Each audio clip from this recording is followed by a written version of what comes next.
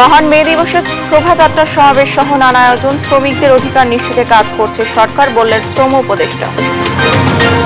দীর্ঘদিনেও নিশ্চিত হয়নি শ্রমিকদের অধিকার, মালিকের ভাগ্য বদল হলেও চলে না শ্রমজীবীদের সংসার, শ্রম আইন বাস্তবায়নের দাবি।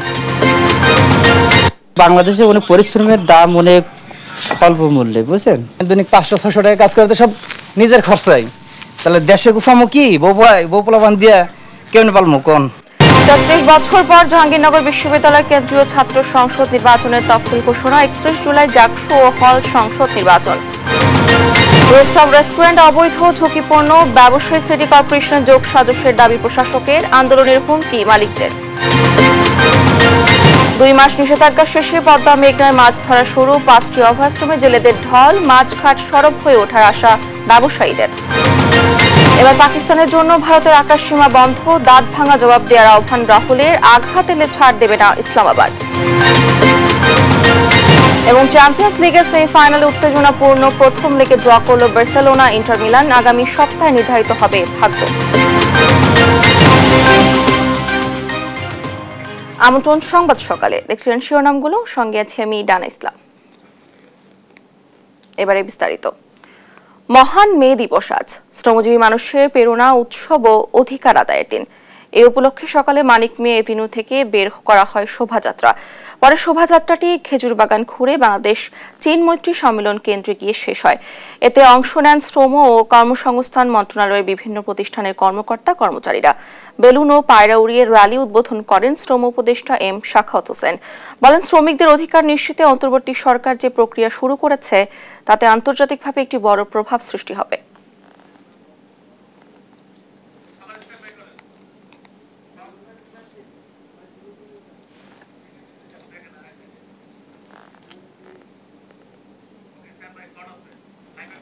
মালিক মজদুর এক না হওয়া পর্যন্ত একটা ভালো পরিবেশ তৈরি হয়, যেটা সরকারের তরফ থেকে আমরা চেষ্টা করছি।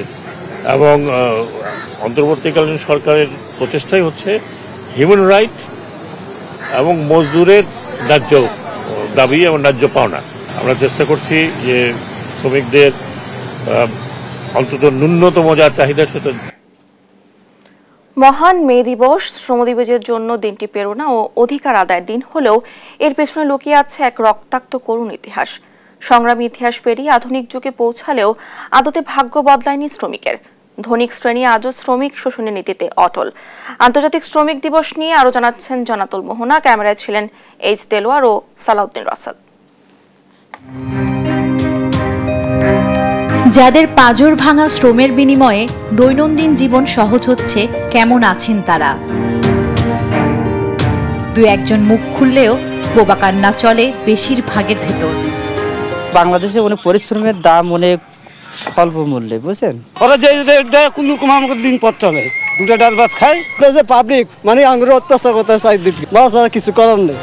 একটু ভালো থাকার আশায় দিনভর খেটে মাইনে পায় নামমাত্র, যার সবটুকু খরচ হয় পেট চালাতেই। অবসর বা আনন্দ তাদের কাছে বিলাসিতা। দৈনিক 500-600 টাকা কাজ করতে সব নিজের খরচাই। তাহলে দেশে গুছামো কি বউপলাবান দিয়া কেমন পালমো কোন। টাকাটা কি সংসার চলে? এখন তো সব জিনিসেরই দাম।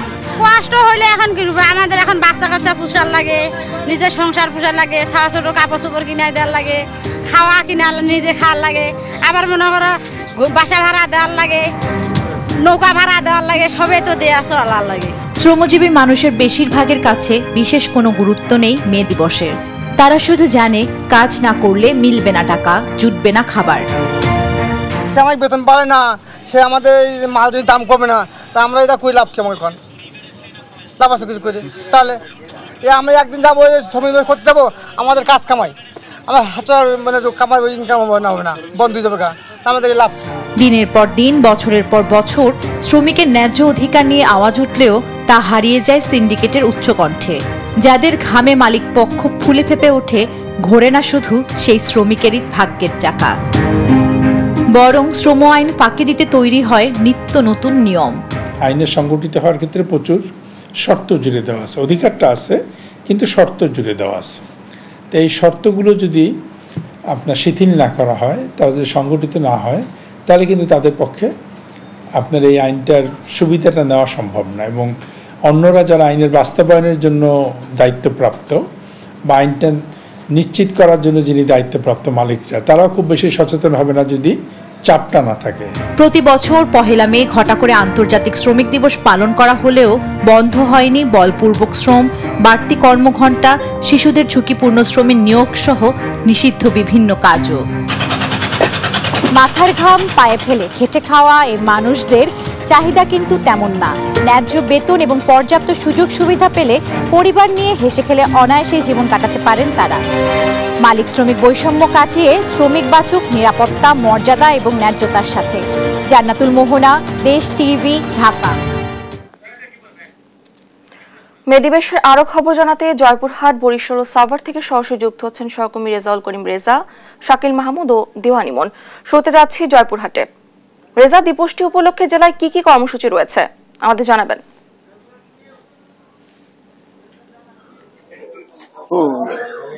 ডানা, আমি এখন দাঁড়িয়ে আছি জয়পুরহাটের জেলা প্রশাসকের সম্মেলন কক্ষে। একটা বিষয় জানিয়ে রাখি যে আজ সকাল থেকেই কিন্তু জেলার বিভিন্ন প্রান্ত থেকে শ্রমিক সংগঠনরা কিন্তু তাদের নিজস্ব ব্যানার, তাদের নিজস্ব শ্রমিকরা যে তারা কিন্তু বিভিন্ন ব্যানার নিয়ে তারা কিন্তু সার্কিট হাউস মাঠে তারা সমবেত হয়েছেন এবং এখানকার সার্কিট হাউস মাঠে সব সমবেত হয়ে এখানে তাদের যে শ্রমিক সংগঠনগুলোর নেতৃবৃন্দ আছেন সেই নেতৃবৃন্দদের সমন্বয়ে কিন্তু এখানে যে আপনি দেখছেন যে জেলা প্রশাসকের সম্মেলন কক্ষে এখন সবাই সমবেত হয়েছে তাদের শ্রমিক নেতারা। এই শ্রমিক নেতারা কিন্তু তারা এখানে তাদের দাবি দেওয়া জেলা প্রশাসকের মাধ্যমে আলোচনা সভা সবাই তারা কিন্তু জানাবেন।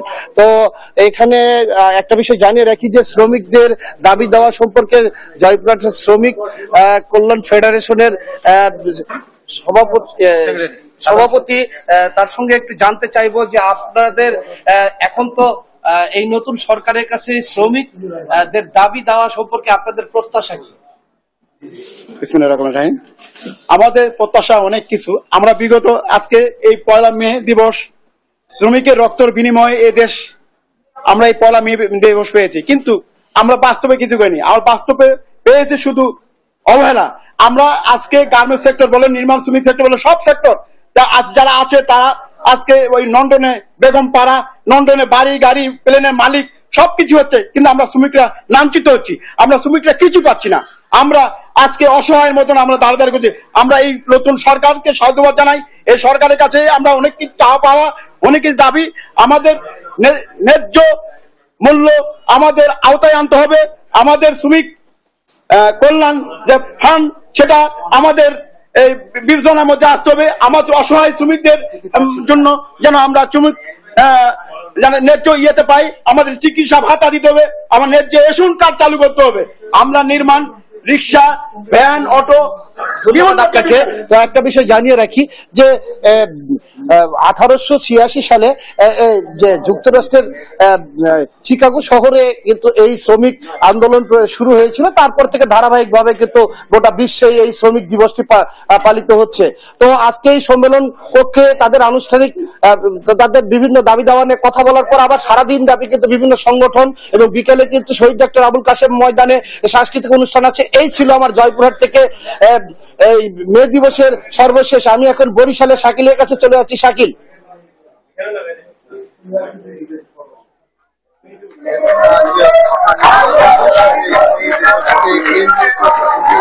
বরিশালে বিভিন্ন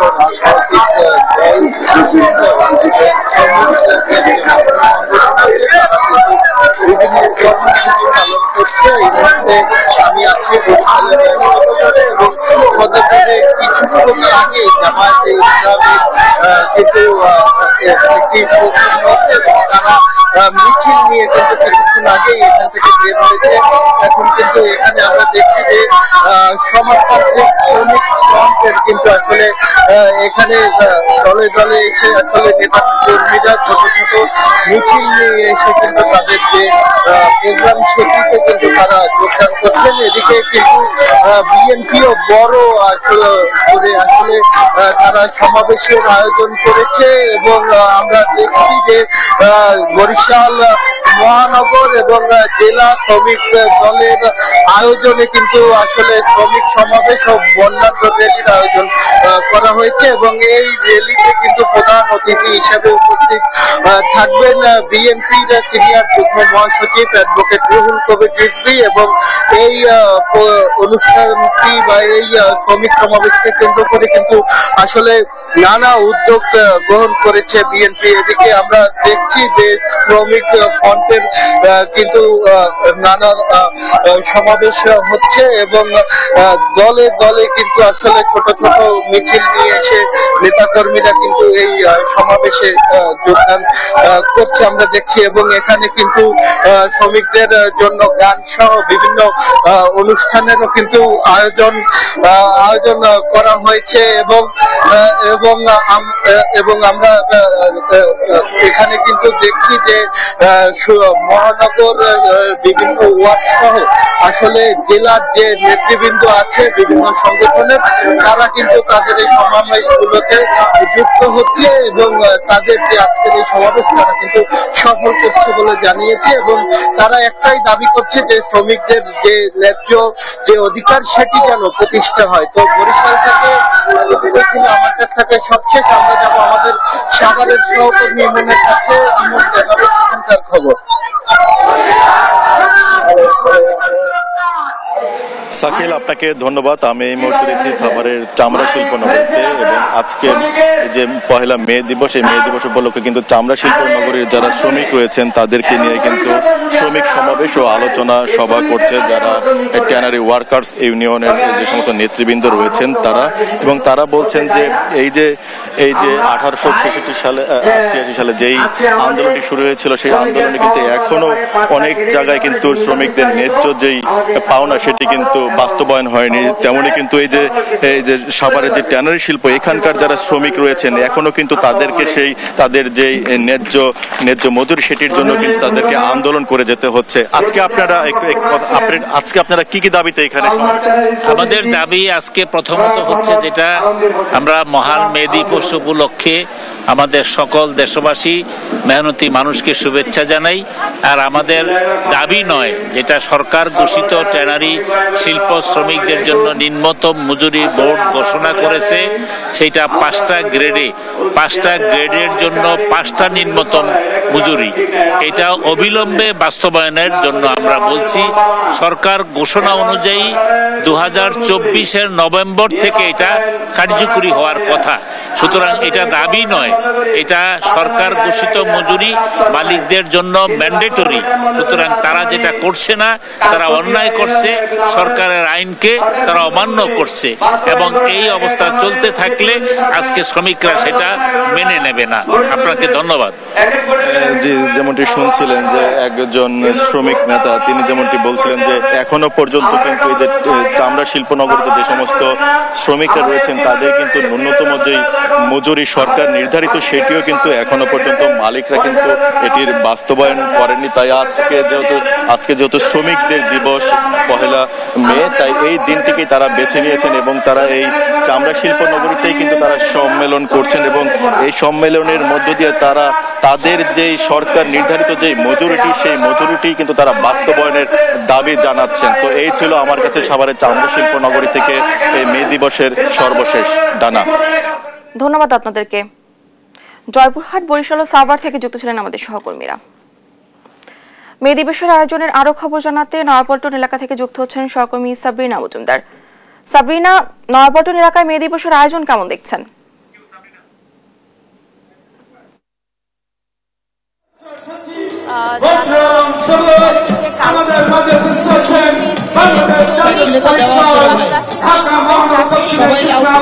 দুইটাই হচ্ছে অনুষ্ঠিত হবে এবং সে কারণেই আজকে মহান মে দিবস উপলক্ষে আজকে বিএনপির যে কেন্দ্রীয় কার্যালয়ের সামনে এখানে কিন্তু শ্রমিক দলের জন্য হচ্ছে আজকে একটি সাংস্কৃতিক অনুষ্ঠানও হচ্ছে এখানে আয়োজন করা হচ্ছে এবং সেখানে আপনি দেখছেন যে এখানে ইতোমধ্যে হচ্ছে বিভিন্ন দলের নেতাকর্মীরা এবং সেই সাথে বিভিন্ন শ্রমিক দল থেকে যারা আসবেন তারাও কিন্তু এখানে জড়ো হয়ে গেছেন এবং আমরা এখানে দেখতে পাচ্ছি যে এখানে কিন্তু একটি সাংস্কৃতিক আয়োজনের অনুষ্ঠানের হচ্ছে ইতোমধ্যে শুরু হয়ে গেছে এবং এই জাতীয়তাবাদী শ্রমিক দলের এই যে ব্যানারে যে কর্মসূচি, সেই কর্মসূচি আজকে দুপুর 2টা থেকে হচ্ছে শুরু হবে এবং সে কারণেই হচ্ছে আজকে এই আয়োজন। এবং সেই সাথে এই সমাবেশের প্রধান অতিথি হিসেবে যুক্ত হবেন, ভার্চুয়ালি যুক্ত হবেন হচ্ছে বিএনপির ভারপ্রাপ্ত চেয়ারম্যান তারেক রহমান এবং সেই সাথে বক্তব্য রাখবেন দলের মহাসচিব ফখরুল ইসলাম আলমগীর সহ বিএনপির সিনিয়র নেতারা। ইতিমধ্যে আমরা দেখতেও পেয়েছি যে এখানে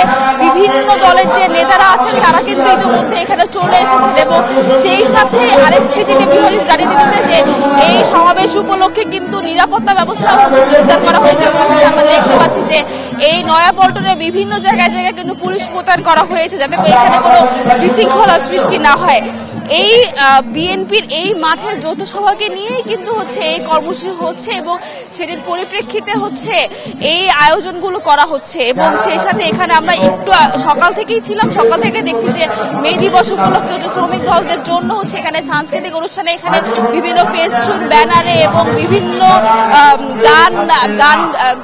আপাতত গান পরিবেশনের মধ্য দিয়ে হচ্ছে এখানে কর্মসূচি পালন করছে। এবং এই তবে আরেকটা যেটি বিষয় যে এই কর্মসূচির মধ্য দিয়ে আসলে বিএনপি তার রাজনৈতিক অবস্থান জানান দিবে এবং সেই সাথে এখানে 12 দফা দাবি হচ্ছে শ্রমিক দলের থেকে তারা জানাবে এবং এই দাবির মধ্য দিয়ে হচ্ছে তারা তাদের জানান দিবে। এবং এই সমাবেশকে সামনে রেখেই কিন্তু গতকাল হচ্ছে নয়াপল্টনে শ্রমিক দল এক সম্মেলনের আয়োজন করে।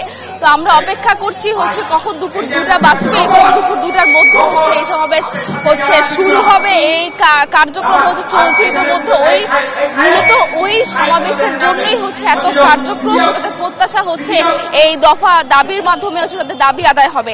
তো এই ছিল সর্বশেষ খবর এই নয়াপল্টন থেকে জানা। সাবরিনা, ধন্যবাদ আপনাকে। মে দিবসের আরো খবর জানাতে প্রেস ক্লাব এলাকা থেকে যুক্ত হচ্ছেন সহকর্মী হাসান মাহমুদ। হাসান, প্রেস ক্লাব এলাকায় মে দিবসের আয়োজন কেমন দেখতে পাচ্ছেন?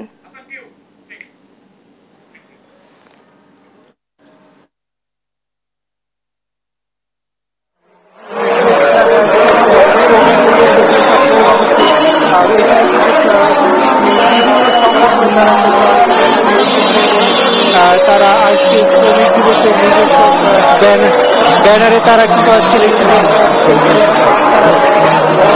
বিভিন্ন দাবি দেওয়া নিয়ে আসলে তারা যেটি বলছেন যে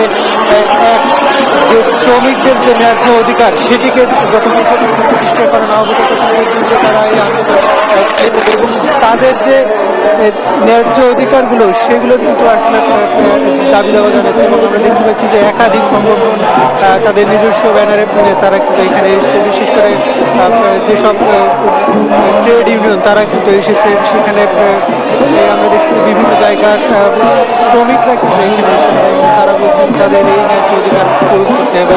আমরা দুজনের সাথে কথা বলার চেষ্টা করি আসলে আজকের শ্রমিক দিবসে তারা কি দাবি জানাচ্ছে এবং ইমারত নির্মাণ শ্রমিক, হোটেল শ্রমিক, বিভিন্ন ট্রেড ইউনিয়নে তারা কিন্তু এসেছে, গার্মেন্টস শ্রমিকরা এসেছে এবং এই দিবসটিকে তারা উদযাপন করছে। এবং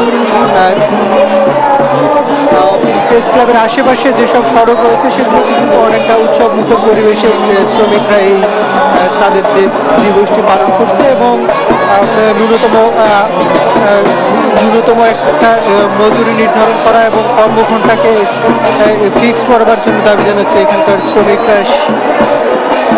আমরা দেখতে পাচ্ছি যে এখানে ট্রেড ইউনিয়নে যারা এসেছে তারা যেটি বলছে যে সরকারের পক্ষ থেকে আসলে বিভিন্নভাবে আশ্বস্ত করা হলেও সেগুলোতে কিন্তু কোনোভাবে ভূরুক্ষেপ করা হয় না। অর্থাৎ শ্রমিক দিবস যখন আসে তখনই কিন্তু সেসব বিষয় নিয়ে শ্রমিকদের দাবি দেওয়া নিয়ে আলোচনা হয়, কিন্তু পরবর্তীতে আসলে সরকার কিংবা শ্রম মন্ত্রণালয় সেগুলোকে ব্যবস্থা করছে না। তবে আজকে তারা যেটি বলছেন যে এই শ্রমিক দিবসের মধ্যে আসলে এটিকে না রেখে শ্রমিকদের যে ন্যায্য যেসব দাবি দেওয়া সেগুলোকে পূরণ করবার জন্য তারা সরকারের প্রতি সর্বোচ্চ দাবি জানাচ্ছে। এবং তার আজকে সারাদিনে কিন্তু প্রেস ক্লাব এবং আর আশেপাশে বিভিন্ন সংগঠন ট্রেড ইউনিয়নগুলো আজকে এই অনুষ্ঠান পালন করছে এবং আমরা এখানে এখন পর্যন্ত অবস্থান করছি। কিছুক্ষণ পরে আমরা বিস্তারিত আপনাকে জানাবো। হাসান, ধন্যবাদ আপনাকে। প্রেস ক্লাব এলাকা থেকে যুক্ত ছিলেন আমাদের সহকর্মী। 3 দশক পর আলোর মুখ দেখতে চলেছে জাহাঙ্গীরনগর বিশ্ববিদ্যালয় কেন্দ্রীয় ছাত্র সংসদ নির্বাচন। তফসিল অনুযায়ী আগামী 31 জুলাই ভোট গ্রহণ অনুষ্ঠিত হবে। এই ঘোষণার মধ্য দিয়ে শিক্ষার্থীদের দীর্ঘদিনের আন্দোলনের আনুষ্ঠানিক বাস্তবায়ন শুরু হলো। নির্বাচনের ঘোষণা শিক্ষার্থীদের মধ্যে ব্যাপক সাড়া ফেলেছে। এখন তাদের দাবি সুষ্ঠু পরিবেশের একটি সুন্দর নির্বাচন। সরকারি দেওয়ান ইউনিয়নের তথ্য ছবিতে এ নিয়ে আরো জানাচ্ছেন সালমা জাহান। প্রতিষ্ঠার পর থেকে জাহাঙ্গীরনগর বিশ্ববিদ্যালয় কেন্দ্রীয় ছাত্র সংসদ নির্বাচন হয়েছে মাত্র 9 বার। সবশেষ নির্বাচন হয় 1992 সালে, সেটিও 32 বছর আগে। এরপর আর আলোর মুখ দেখেনি জাকসু। নানা জল্পনা কল্পনার অবসান ঘটিয়ে প্রকাশ করা হলো জাকসু নির্বাচনের দিনক্ষণ। আগামী 31 জুলাই হবে ভোট গ্রহণ। বুধবার মধ্যরাতে বিশ্ববিদ্যালয়ের প্রশাসনিক ভবনের কাউন্সিল কক্ষে তফসিল ঘোষণা করেন উপাচার্য ডক্টর মোহাম্মদ কামরুল আহসান। শিক্ষার্থীদের দাবি অনুযায়ী নতুন গঠনতন্ত্র অনুমোদন দেওয়া হয়। দশম জাকসু নির্বাচনে প্রধান নির্বাচন কমিশনের দায়িত্ব পালন করবেন অধ্যাপক ডক্টর মোহাম্মদ মনিরুজ্জামান। আগামী 31 জুলাই 2025 তারিখ সকাল 9টা থেকে বিকাল 5টা পর্যন্ত জাহাঙ্গীরনগর বিশ্ববিদ্যালয়ের কেন্দ্রীয় শিক্ষার্থী সংসদ জাকসু এবং হল সংসদ নির্বাচন একই সাথে অনুষ্ঠিত হবে। গঠনতন্ত্র আমরা সংশোধিত গঠনতন্ত্রটি চূড়ান্ত করেছি আমাদের সিন্ডিকেট সভায়। সেই জন্য পুরনো যে গঠনতন্ত্র সেটা বাতিল বলে গণ্য হলো। ভোট গ্রহণ 31/7/2025 সকাল 9টা থেকে বিকাল 9 থেকে বিকাল 5 পর্যন্ত। শেষ যে বিষয় সেটা হলো ভোট গণনা ও ফলাফল প্রকাশ 31/7/2025। নির্বাচনের তফসিল ঘোষণা শিক্ষার্থীদের মধ্যে ব্যাপক সাড়া ফেলেছে, যা গণতান্ত্রিক অধিকার ও নেতৃত্বের বিকাশের নতুন দিগন্ত উন্মোচন করবে বলে মনে করছেন তারা। এই বিশ্ববিদ্যালয়ে প্রায় 14,000 শিক্ষার্থী দীর্ঘদিন ধরে অপেক্ষা করছেন জুলাই গণঅভ্যুত্থানের পর তারা তাদের যে নির্বাচিত প্রতিনিধি সেটি তারা সিনেটে যাবেন এবং তাদের কথা বলবেন। আমরা সাধারণ শিক্ষার্থীরা অবশ্যই আনন্দিত এবং আমরা বিশ্ববিদ্যালয় প্রশাসনের উপরে এই আস্থাটি রাখতে চাই যে তারা আমাদের সম্পূর্ণ নিরাপদ পরিবেশে একটি সুষ্ঠু নির্বাচন তারা দেবেন। আমরা আশা রাখতে চাই বিশ্ববিদ্যালয় প্রশাসন ঘোষিত তফসিলের মধ্যে সবার কাছে অংশগ্রহণমূলক, ফ্রি এবং ফেয়ার এবং ক্রেডিবল একটি ইলেকশন উপহার দিবে বলে আমরা বিশ্বাস করি। 1993 সালের 29 জুলাই এক ছাত্রের বহিষ্কারকে কেন্দ্র করে ছাত্র ও শিক্ষকদের মধ্যে ব্যাপক সংঘর্ষের জেরে জাকসু ও হল সংসদ বাতিল করে বিশ্ববিদ্যালয় প্রশাসন। এবার সুষ্ঠু পরিবেশে অবাধ, গ্রহণযোগ্য ও অংশগ্রহণমূলক সুন্দর নির্বাচন আশা করছেন সংশ্লিষ্টরা। নিউজ ডেস্ক, দেশ টিভি। ঢাকা দক্ষিণ সিটি কর্পোরেশনের নকশা ও নীতি বহির্ভূত রেস্তোরাঁ ট্রেড লাইসেন্স বাতিল করায় হোটেল রেস্তোরাঁর বন্ধের পাশাপাশি আন্দোলনের হুঁশিয়ারি দিয়েছে মালিকরা। তারা বলছেন, আলাপ আলোচনা ও সময়সীমা না দিয়েই এমন সিদ্ধান্ত এই খাতকে অস্থিতিশীল করার চক্রান্ত। আর দক্ষিণ সিটি কর্পোরেশন বলছে, অনৈতিক উপায়ে লাইসেন্স নিয়েছেন এসব ব্যবসায়ী। দায় আছে কর্পোরেশনেরও। দুর্ঘটনা ও ঝুঁকি বিবেচনায় তাদের আর কোনো সুযোগ দেওয়া হবে না। বিস্তারিত তন্দ্রা তারুণ্যের রিপোর্টে। গেল বছর রাজধানীর বেলি রোডে একটি রেস্তোরাঁর আগুনে প্রাণ যায় অর্ধশত জনের। নড়ে চড়ে বসে প্রশাসন, চালানো হয় বেশ কিছু অভিযান। তদন্ত কমিটি আর সরকারি কর্মকর্তাদের হুমড়ি তুমড়িও চোখে পড়ে। তারপর সবকিছুই সেই আগের মতোই। আবাসিক ভবনে বাণিজ্যিক কার্যক্রমে ট্রেড লাইসেন্স ইস্যু না করার বিধান থাকলেও সিটি কর্পোরেশন নিজেই এমন রেস্তোরাঁকে দিয়েছে লাইসেন্স। মিরপুর, ধানমন্ডি সহ পুরো রাজধানীতে নকশা বহির্ভূত রেস্তোরাঁ অগণিত। গেল সোমবার অর্থাৎ 28 এপ্রিল নকশা বহির্ভূত রেস্তোরাঁর বিপরীতে ইস্যু করা সেই সব লাইসেন্স বাতিল করেছে ঢাকা দক্ষিণ সিটি কর্পোরেশন। এমন সিদ্ধান্তে রেস্তোরাঁ ব্যবসায়ীরা বলছেন, সিটি কর্পোরেশনের এমন সিদ্ধান্ত অযৌক্তিক। মৌসুমী উদ্যোগে প্রায় বিপাকে পড়তে হয় মালিকদের। এখন বিষয়টা হয়ে গেছে রাতে রাজা সকালে ফকির। মানে ঘুমের থেকে উঠে দেখলাম একটা প্রজ্ঞাপন জারি করে দিছে। কেউ জানে না যে কেন এই প্রজ্ঞাপন। আপনারা একটা লিস্ট দিয়ে দেন যে আমাদের এই সার্টিফিকেটগুলো লাগবে বা এই কাজগুলো লাগবে।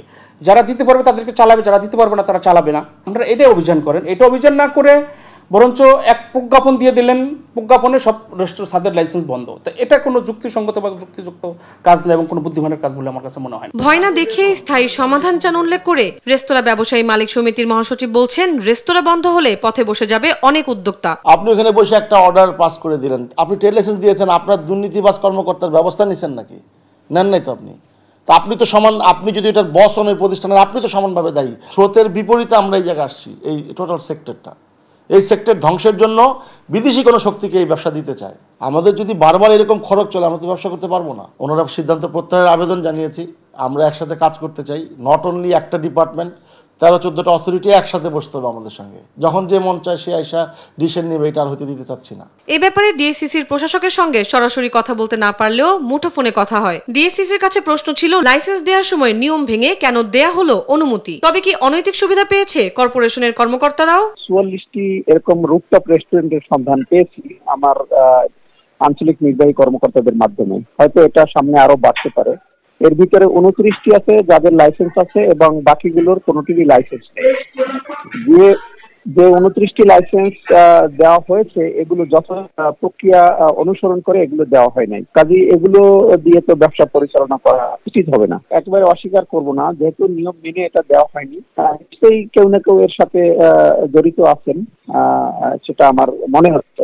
সিটি কর্পোরেশন বলছে রেস্তোরাঁ বন্ধ করতে মালিকদের কোনো সময় দেওয়ার সুযোগ নেই। যেহেতু এই ব্যবসাগুলো যথাযথ প্রশাসনিক ত্রুটি অনুমোদন করে শুরু করা হয়, তো এই ব্যবসাগুলোকে বৈধ ব্যবসা বলছি না। তো কাজে যারা এই ধরনের ব্যবসা পরিচালনা করছেন তাদের সাথে তো বসার আমি কোনো কারণ দেখি না। এগুলো পরিচালনা করার কোনো এখতিয়ার তাদের নেই। তো আমরা যেহেতু তাদের লাইসেন্স বাতিল করেছি, নিশ্চয়ই তারা নিজ উদ্যোগে সরিয়ে নিবে। যারা সরিয়ে না নেয় তখন আমরা আবার সিদ্ধান্ত নেব যে তখন থেকে এগুলো অভিযান শুরু করব। ভোজন রসিক বাঙালির খাবার বিনোদন নিরাপদ রাখতে কথা নয়, কাজেই প্রমাণ দেওয়ার আহ্বান রাজধানীবাসীর। তন্দ্রা তারণ্য, দেশ টিভি, ঢাকা। 2 মাস নিষেধাজ্ঞা শেষে পদ্মা মেঘনার 5টি অভয়াশ্রমে বুধবার মধ্যরাত থেকে মাছ ধরা শুরু হয়েছে। নিষেধাজ্ঞা উঠে যেতে বৃহস্পতিবার সকাল থেকেই নদীতে নৌকা আর জাল নিয়ে নদীতে নেমেছেন জেলেরা। এতে মাছ শিকার করে ধার দেনা পরিশোধের স্বপ্ন দেখছেন তারা। তাই উৎসবের আমেজ বইছে জেলে পরিবারগুলোতে। চাঁদপুরের পদ্মা মেঘনা সহ শরীয়তপুর, লক্ষ্মীপুর, বরিশাল ও ভোলার 5টি অভয়াশ্রমে মাছ ধরা শুরু হয়েছে।